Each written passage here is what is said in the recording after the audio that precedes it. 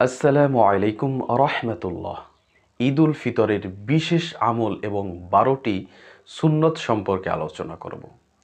দেখেন, আমাদের প্রত্যেকটা মুসলমান হিসেবে আমাদের এই ঈদ উল ফিতরের দিনের সুন্নত সমূহ এবং ঈদ উল ফিতরের দিনের যে আমলসমূহ, এগুলো জানা খুবই জরুরি।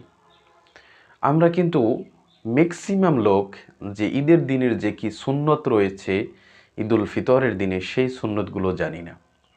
এগুলো জানা অত্যন্ত জরুরি এবং এই অনুসারে আমল করা আমাদের প্রত্যেক মুসলমানের উপর দায়িত্ব।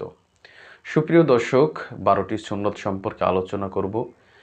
শেষে আরও গুরুত্বপূর্ণ আলোচনা আছে, তাই সকলকে অনুরোধ করব সম্পূর্ণ ভিডিওটি মনোযোগ সহকারে দেখার জন্য। 1 নম্বরে যে সুন্নতটির কথা বলবো সেটা হচ্ছে সকাল সকাল ঘুম থেকে ওঠা। অনেক সময় আমরা অনেক রাত জেগে থাকি, চাঁদের রাতে ঘুমোতে যাই অনেক দেরি করে। দেখা যায় যে অনেক দেরি করে উঠি, দৌড়ে দৌড়ে নামাজে চলে যাই। এটা না করা, সকাল সকাল ঘুমিয়ে পড়া এবং সকাল সকাল ঘুম থেকে ওঠা। 2 নম্বর যে সুন্নতটির কথা বলবো সেটা হচ্ছে মিসওয়াক করা। আমাদের সমাজে মিসওয়াক দেখা যায় নাই বললেই চলে।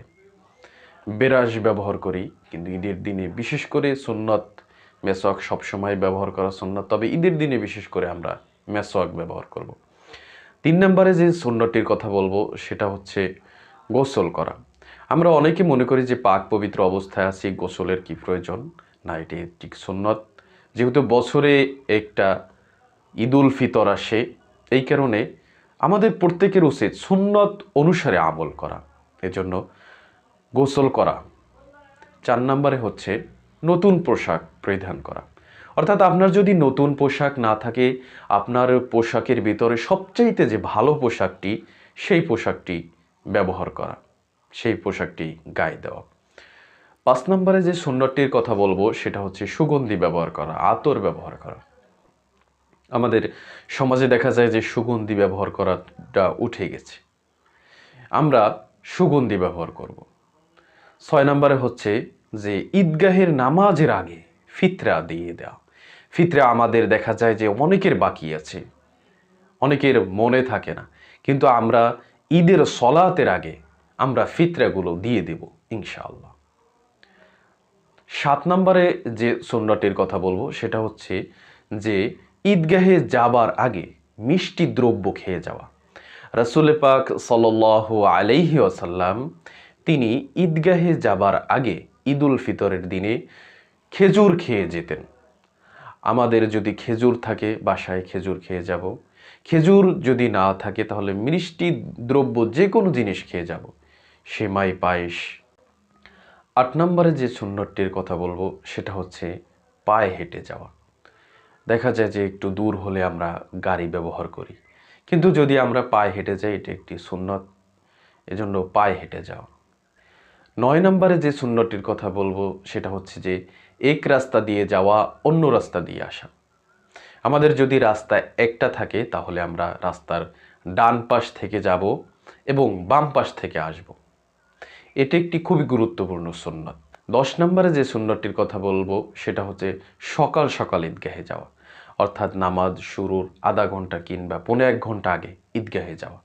দেখা যায় আমরা দেরি করে ফেলি, দৌড়ে গিয়ে সলাত আদায় করে অনেক সময় এক রেখাত পাইও না। এজন্য আমাদের সকাল সকাল ঈদগাহে যাওয়াটাও হচ্ছে সুন্নাত। 11 নম্বরে যে সুন্নতটির কথা বলবো সেটা হচ্ছে যে ঈদগাহে সলাত আদায় করা।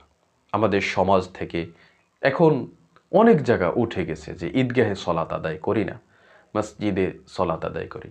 আল্লাহর রসুল সাল্লাল্লাহু আলাইহি ওয়াসাল্লাম তিনি সবসময় মসজিদে নববী থাকা সত্ত্বেও তিনি কিন্তু ঈদগাহে সলাত আদায় করেছেন। মসজিদে নববীতে সলাত আদায় করার যে কত ফজিলত, তিনি কিন্তু ঈদগাহের যে ঈদের নামাজ সেটা ঈদগাহে আদায় করেছেন। তিনি ওজোর বশত হয়তো একবার সলাত আদায় করা লাগছে বৃষ্টির কারণে, এজন্য ওজোর ব্যতীত আমরা ঈদগাহে সলাত আদায় করব। গ্রাম অঞ্চলে দেখা যায় অনেক জায়গায় ঈদগাহ আছে, শহরে হয়তো বড় বড় মাঠ আছে কিন্তু খুবই কম। এজন্য আমরা চেষ্টা করব ঈদগাহে সলাত আদায় করা। এবং আমরা যখন বাড়ি থেকে রওনা দেব তখন তাকবীর বলতে বলতে রওনা দেব। তাকবীরটা আমি বলে দিচ্ছি। আল্লাহু আকবার, আল্লাহু আকবার, লা ইলাহা ইল্লাল্লাহু, আল্লাহু আকবার ওয়ালিল্লাহিল হামদ। এই তাকবীরটা বলতে বলতে আমরা ঈদগাহে যাব এবং এই 12টি সুন্নতের কথা বললাম। এই 12টি সুন্নত যেন আমরা আমল করতে পারি। আল্লাহ রব্বুল আলামিন আমাদের পবিত্র ঈদ উল ফিতরের দিনে এই সুন্নত অনুসারে সকলকে আমল করার তৌফিক দান করুক।